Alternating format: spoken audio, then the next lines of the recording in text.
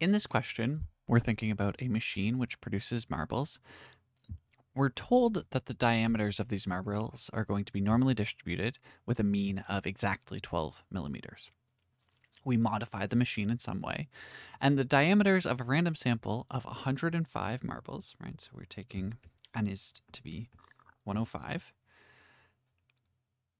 are found to have a mean of 12.01 millimeters. So x bar is going to be 12.01.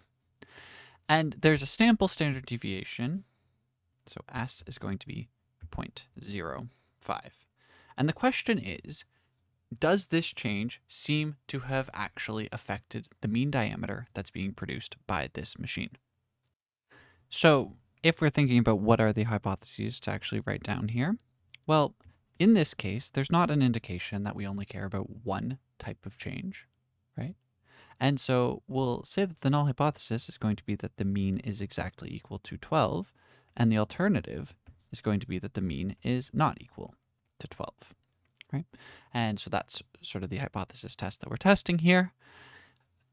Again, if we want to select alpha, just like any of these scenarios, we're going to want to inform our alpha choice based on the underlying care that we need in order to make sure that we're not making mistakes at an unacceptable threshold, right? And so here you'd have to use sort of your best judgment, taking alpha to be 1% maybe would be reasonable. Depends really on how bad it's going to be if you have a mean diameter shifting of these marbles, right? So in this case, we'll again think about alpha as probably being, say, 0.01, but we can work out our p-value and then see sort of where we would go if we had different thresholds that we needed here. Now, the nice part about this question is that it tells us that we have normally distributed data, right? So we know that we're going to be sort of having these normal distribution coming in. We're also dealing with n equals 105 samples, which is quite a large sample size, relatively speaking. So even if the data weren't normally distributed, we could still be in the situation where we could use the central limit theorem and apply an approximately normally distributed argument. In either event, we can think about our test statistic, right? So that's going to be x bar minus mu naught over, in this case, we're relying on the sample standard deviation divided by the square root of n. And we can just fill in all of the values for this here, right? So we're going to have 12.01 minus 12 is the value under the null hypothesis. We divide that by 0.05 as our sample standard deviation over the square root of 105, right? And so now, once again here, what you're thinking about doing is either sort of simplifying this fraction down or else just using your calculator to work out what this equals. That should be 2.049, say. Right? So we have some value around 2.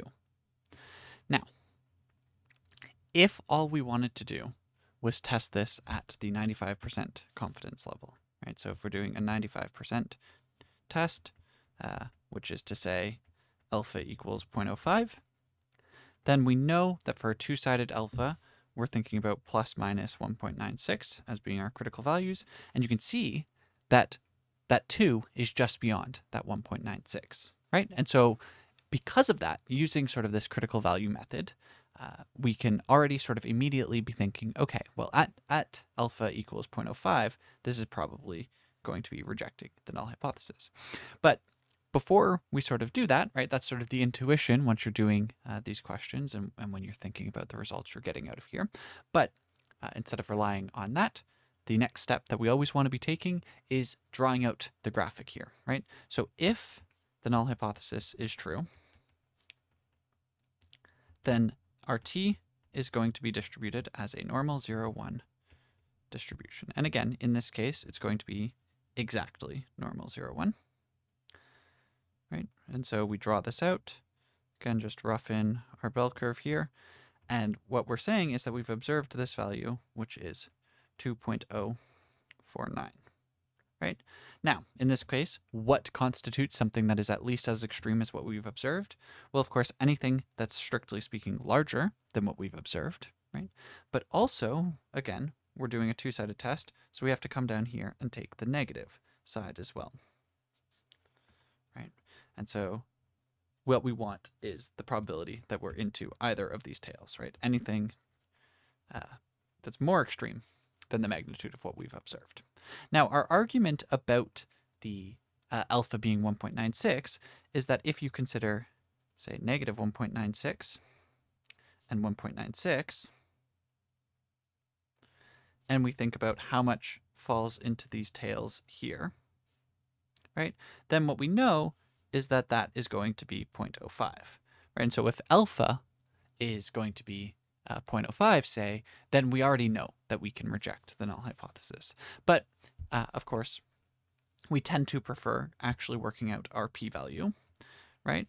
And so in this case, the p-value is going to be the probability that we're above 2.049 or that we're below negative 2.49. So that's going to be the probability that z is less than or equal to negative 2.049 plus the probability that z is greater than or equal to 2.049, right? These two probabilities are going to be exactly the same, and for our purposes,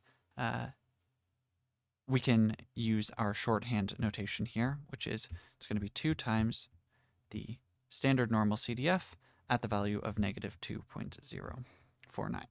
As always, we don't have to compute any of this by hand. We can turn to software or tables or any of these other techniques. If we actually do that and we fill this in, we're going to get approximately 0.02. This results in a p-value which is 0.04. And so what we can see here is that, again, if we've taken alpha to be 0.05, we're going to reject the null hypothesis. But if we took alpha to be, say, 0.01, then we're going to fail to reject the null hypothesis. And so what this means is that in this situation, the differences that we're observing are not clear enough for us to sort of guarantee that these are going to be differences that are actually sort of material differences that are statistically significant, right? It could just be random noise. And so because of that, we're sort of right on the edge here. This is where it's going to be really important to make sure that you've selected a value of alpha that makes a difference in terms of what are the stakes of getting this wrong, right? So making sure that the alpha value that you're looking at here is not 0.05 just because that's a commonly used value, right? If you need to be more certain than that, then in this case, it's actually going to make a difference, right? Because if you take 5%, then we reject the null hypothesis. If you take 1%, we fail to reject the null hypothesis. And so choosing that value of alpha is going to be really important. And then again, after you've decided this, if we fail to reject the null hypothesis, we're done, right? We know that there's no difference. If we do reject the null hypothesis, we still have to answer, is this 0.01 millimeter difference something that we actually care about, right? And again, our statistical techniques are not going to tell us that. That's where you're going to have to fall onto the actual underlying scenario that we're working within.